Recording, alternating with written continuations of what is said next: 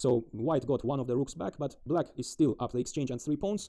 White's attack has faded away, his knight is out of play in the corner of the board, and black seizes the initiative after rook f8, putting pressure on the f-file, pinning the knight. That means the knight isn't really defending the h2 pawn. Black is ready to capture it, bringing his queen back into play. Besides that, the knight isn't defending the d4 square, so bishop d4 check is also threatened. Black is also ready to finally develop his queen side with knight c6, so black is winning in this case.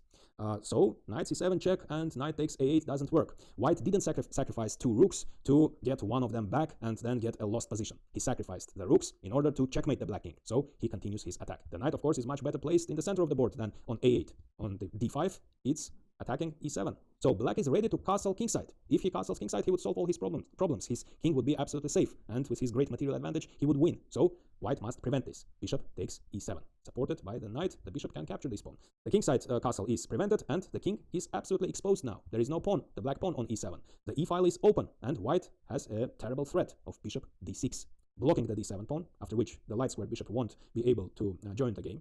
It would be out of play, and the main threat after bishop d6, of course, as the e-file would be open, would be a deadly check, queen e3 check, followed by the invasion of the queen on e7, and that would be the end. That would lead to a checkmating attack. So, in anticipation of bishop d6, that would block the d7 pawn, Uwe plays d6, at least to open the bishop's diagonal so that it can take part in the game. Of course, still, bishop takes d6 follows. White, as we already know, threatens deadly queen e3 check and the invasion on e7. That's why knight c6. The knight controls the square, defending his king. We have reached another critical position. What next? How should white continue the attack in the most effective way? You can pause the video and try to find the best move. Again, white shouldn't make the obvious move knight c7 check. Because, as we know, the knight is greatly placed on d5.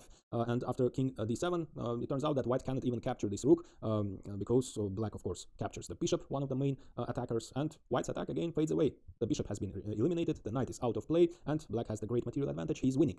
So it's important to finish the game precisely. The knight is the main defender of the king, and the bishop isn't, the light squared bishop isn't doing much on d3. So, now that we know this, it makes perfect sense. Bishop b5. Pinning the knight, and white wants to remove the main defender of the king, after which he will launch his checkmating attack. Bishop d7 follows, unpinning the knight, but of course, Reti exchanges.